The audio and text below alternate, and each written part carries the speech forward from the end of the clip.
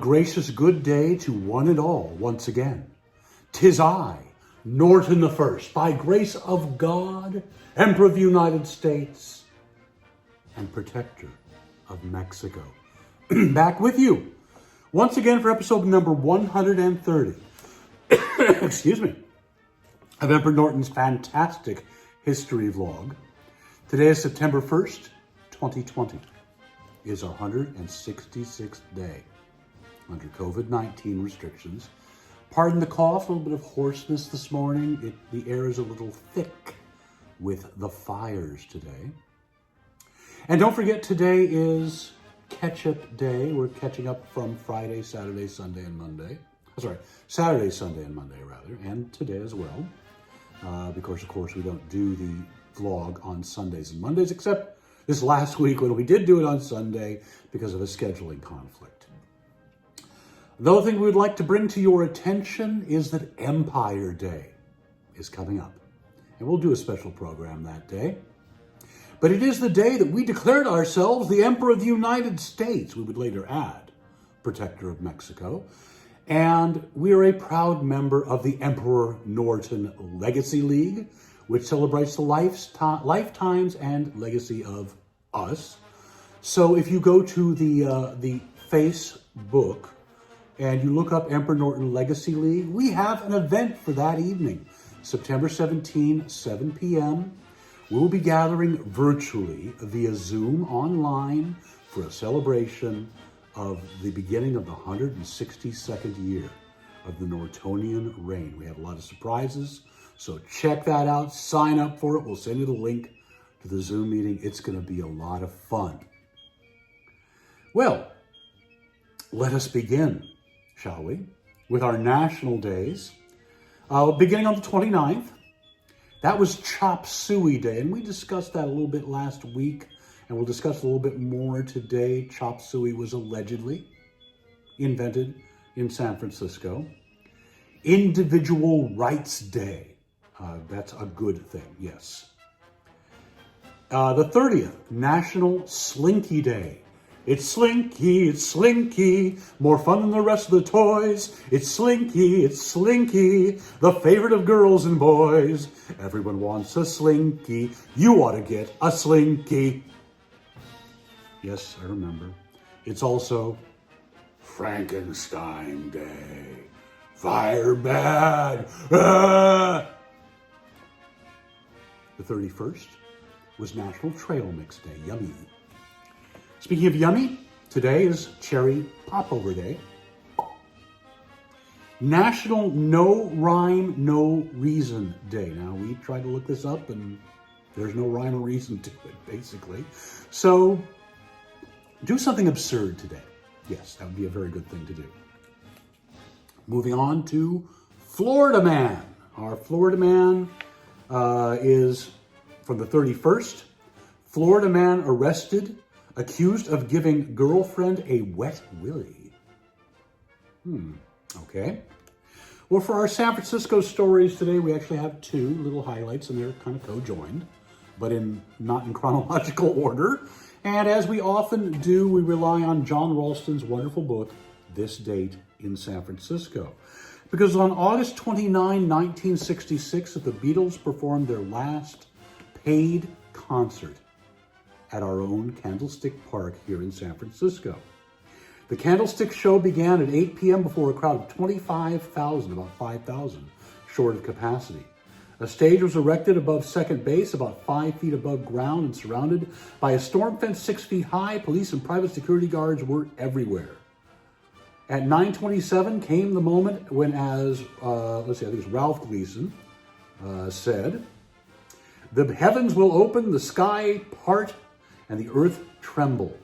John, Paul, George, and Ringo in Lincoln green suits suddenly emerged from the Giants' dugout and ran on the stage. "Bedlam!" reported the Chronicle's William Chapin.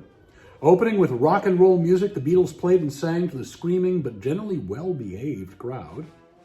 The only notable exceptions were at 9:40 and 9:47 when two separate groups of boys climbed a fence by the center field bleachers and ran toward the stage.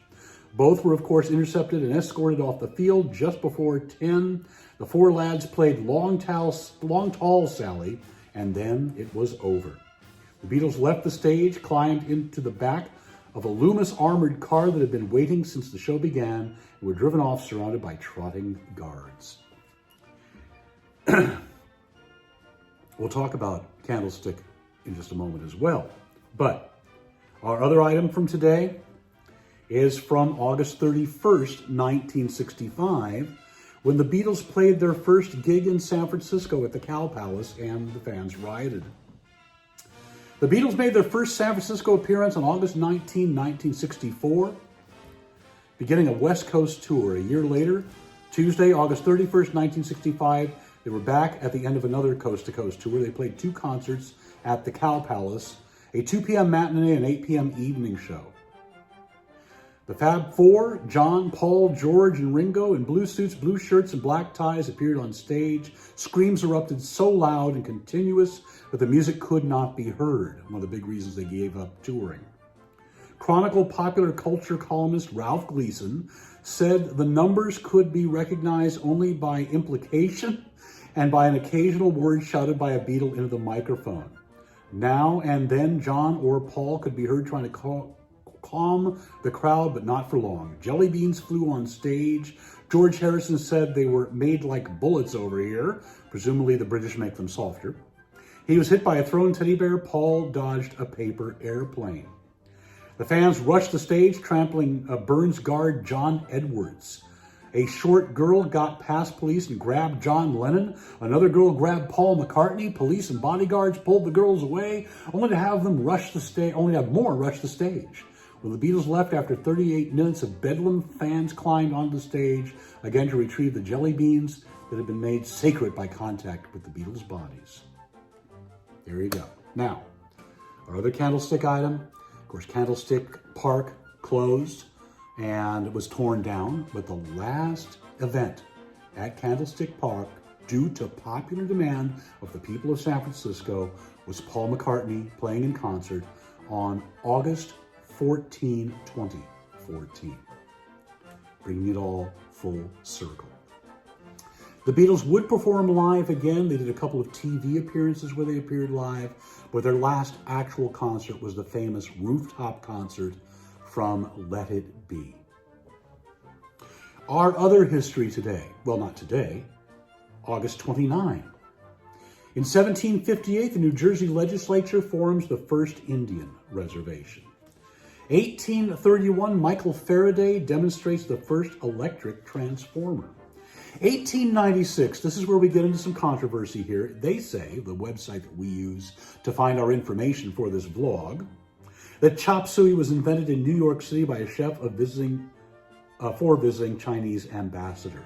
So the story here is that some drunk sailors went into a restaurant and the chef didn't have much left, so he just chopped up what he had, threw it into the wok with some soy sauce, and thus chop suey was invented. We'll never really know.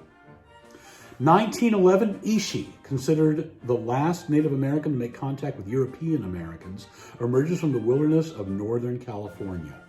He was very mistreated. He was basically put on exhibit. It was very humiliating. On August 29, 1954, San Francisco International Airport, SFO, opens. 2005, Hurricane Katrina makes second and third landfall as a Category 3 hurricane, devastating much of the U.S. Gulf Coast, from Louisiana to the Florida Panhandle, kills more than 1,836, causes over $115 billion in damage. Great job, Brownie. Moving on to August 30th, Honolulu, 1850. Honolulu, Hawaii becomes a city. 1890, President Benjamin Harrison signed the first U.S. law requiring inspection of meat products. 1963, the hotline communication link between the Pentagon in Washington, D.C. and the Kremlin in Moscow is installed. Often known as the red telephone, no phones were ever used, relying instead on teletype equipment, fax machines, and most recently, secure email. 1967, the U.S. Senate confirms Thurgood Marshall as the first African-American justice of the Supreme Court. Moving on to the 31st of August, 1842, the Naval Observatory is authorized by an act of Congress. That's the Vice President's residence. 1850, California pioneers organized at Montgomery and Clay Street. 1925, anthropologist Margaret Mead first arrives in Samoa. 1951, the first 33 1/3 long play album is introduced in Dusseldorf. 1964, ground is broken for Anaheim Stadium, future home of the Angels, who are now known as the Los Angeles Angels of Anaheim. They've been known as the California Angels, the Anaheim Angels, the Los Angeles Angels. They need to settle on a name one day. 1965, one of my favorite airplanes, the Super Guppy, makes its first flight. 1978, Bill and Emily Harris plead guilty to the 1974 kidnapping of Patty Hearst. They were arrested here in Bernal Heights, where this vlog comes from, over by Presida Park. 2006, Edward Munch's The Scream is recovered after it was stolen. It was recovered in a raid by Norwegian police. The painting was said to be in better than expected condition. 2015, President Obama officially redesignates Alaska's Mount McKinley as Denali, its Native American name. Moving on to the 1st of September, today. In 1807, the Liberty Bell arrives in Philadelphia. I guess it was somewhere else. I don't know. Maybe it was a different date. I'll have to look that one up. That may be wrong. We'll check that. 1807, Aaron Burr is acquitted of charges in plotting to set up an empire. That's our job. 1849, the California Constitutional Convention convenes in Monterey. 1859, the first Pullman sleeping car is put into service. 1863, rail and ferry connection between San Francisco and Oakland is inaugurated. 1914, the last passenger pigeon, a female named Martha, dies in captivity in the Cincinnati Zoo, extinct after that. 1939, World War II starts when Germany invades Poland by attacking the free city of Danzig. 1941, Jews living in Germany are required to wear a yellow Star of David. 1964, the SR-71 Blackbird sets and holds the record of flying from New York to London in 1 hour, 54 minutes, and 56.4 seconds. 1983, Korean Boeing 747 Flight 007 strays into Siberia and is shot down by a Soviet jet. In 1995, the Rock and Roll Hall of Fame opens in Cleveland, Ohio.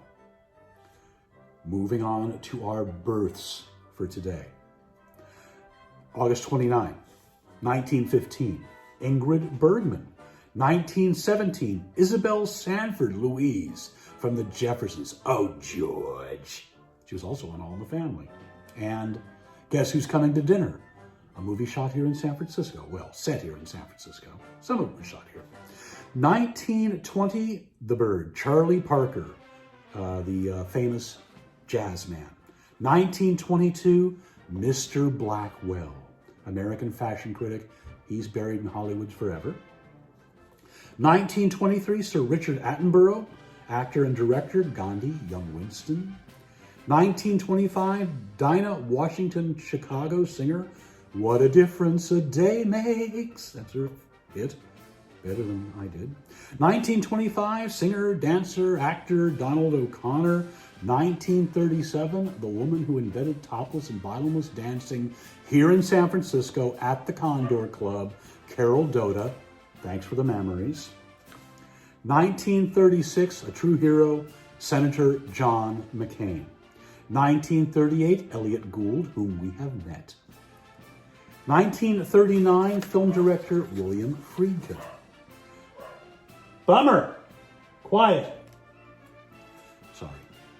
1940, James Brady, the U.S. press secretary to Ronald Reagan, who was wounded in the assassination attempt upon the president. 1947, Temple Grandin, American animal welfare and autism expert. 1958, Michael Jackson. Moving on to the 30th, 1797, Mary Shelley, the author of Frankenstein, hence Frankenstein Day. Sorry, Bummer is especially noisy today for some reason. Well, hopefully he'll quiet down soon. 1893, Huey Long, the Kingfish, American politician, 40th governor of Louisiana. 1907, actor Fred McMurray has a winery. His family still does, I believe, up in the wine country. 1919, Maurice R. Hillman, American microbiologist who developed over 36 vaccines, including measles, mumps, hepatitis A, hepatitis B, chickenpox, meningitis, and pneumonia. 1930, Warren Buffett, American businessman, world's wealthiest person in 2008, owns Berkshire Hathaway. Well, doesn't own it, but he has a big stake in it. And they own See's Candies. Yes, See's Candies is owned by Warren Buffett. A wonderful Bay Area brand. 1935, John Phillips of the Mamas and the Papas. 1943, perhaps the greatest of the underground cartoonists and perhaps one of the greatest cartoonists ever, Robert Crumb. Keep on trucking. Of course, we're a big fan of Mr. Natural. We kind of look like Mr. Natural these days, I suppose. 1947, Peggy Lipton, actor in Mod Squad, Twin Peaks. 1950, actor-director John Landis. 1951, actor Timothy Bottoms. Moving on to the 31st in the year 12, Caligula. Happy birthday, Caligula. 1870, Maria Montessori, the Italian educator. 1908, William Saroyan, American novelist and playwright, born in Fresno. There is well, it's not exactly a street. It's a plaza, I guess, or an alley, named after him, right by Speck's Bar, across the street from City Lights Bookstore in North Beach. 1935, former Black Panther Eldridge Cleaver. 1945, Itzhak Perlman. 1945 as well, Van Morrison, the singer, songwriter. 1957, speaking of singer-songwriters, Glenn Tilbrook, Squeeze. Great singer-songwriter. 1969, Andrew Cunanan, the serial killer responsible for the murder of Gianni Versace. Moving on to September 1st, 1813, Mark Hopkins, American business tycoon, railroad executive, one of the people responsible for the Transcontinental Railroad, had a beautiful mansion on Nob Hill. Now there's a hotel there named after him, the Mark Hopkins. And once things open up again, if you've never been to the top of the Mark Bar, oh, what a view. A must-do thing if you're ever here in San Francisco. 1975, Edgar Rice Burroughs, the author of Tarzan of the Apes. 1922, Yvonne DiCarlo, The Munsters. 1933, former governor of Texas, Ann Richards, real hero of ours. 1939, one of the funniest, most gifted performers ever, Lily Tomlin, whom we've also met. Yes, indeed, that was an honor. And 1946, B.G. Barry Gibb. Our deaths today, well, too late for Friday. Black Panther actor Chadwick Boseman, very sad. He died of cancer. Moving on to the 29th of August, in the year 29, John the Baptist. I heard he lost his head over, well, never mind, I won't go there. 1877, Brigham Young, the second president of the Mormons, Latter-day Saints. 1982, Ingrid Bergman, one great actor. 1987, another actor, Lee Marvin. 2007, Bay Area connection here, Alfred Peet, Dutch-American entrepreneur and founder of Peet's Coffee and Tea. Moving on to the 30th of August, 1938, Max Factor, the makeup artist and cosmetic manufacturer. 1940, J.J. Thomson, English physicist, who discovered the electron. 2013, Seamus Heaney, Irish poet and playwright, won the Nobel Prize for Literature in 1995. 2015, Brad Anderson, cartoonist, drew Marmaduke. 2016, Joe Sutter, American engineer and head of the Boeing 747 program, the Queen of the Skies. Moving on to the 31st, 1986, Henry Moore, English artist and sculptor. There's one of his sculptures in front of the Louise M. Davies Symphony Hall here in San Francisco. And 1977, a truly sad day, the death of Diana, Princess of Wales.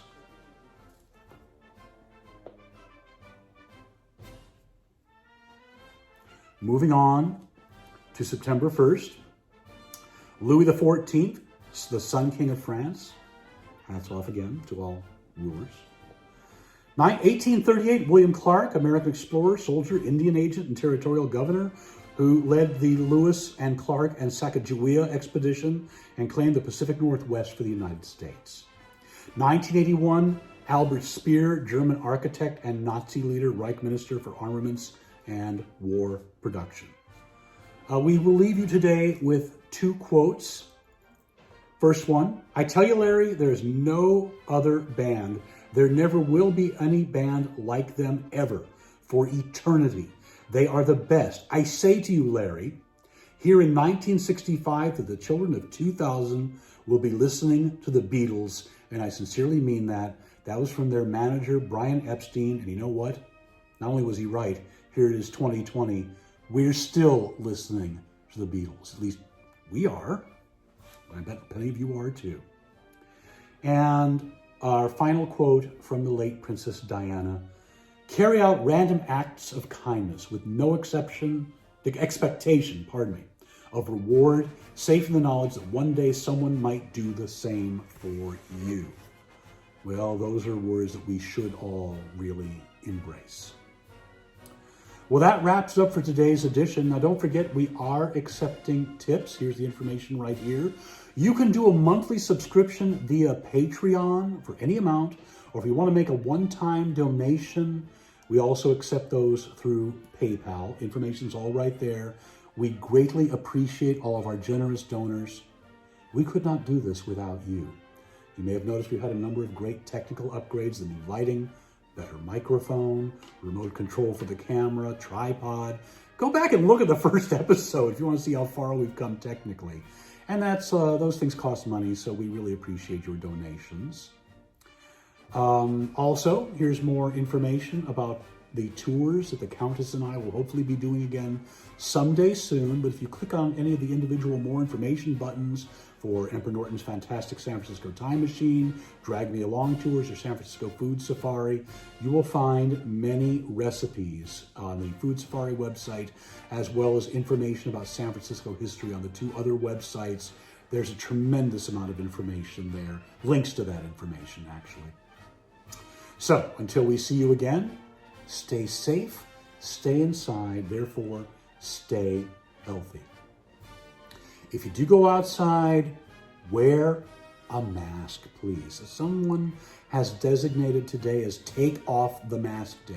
No, don't do it. You're putting others at risk. You're putting yourself at risk. We cannot emphasize this enough. Things would be back to relatively normal by now if we'd all practiced social distancing and wore masks months ago. Think about that. Don't take unproven cures that might kill you. Listen to scientists and physicians. Don't listen to politicians about how to cure this virus. Until we see you again, a gracious good day. In the words of Princess Diana, carry out random acts of kindness. A gracious good day.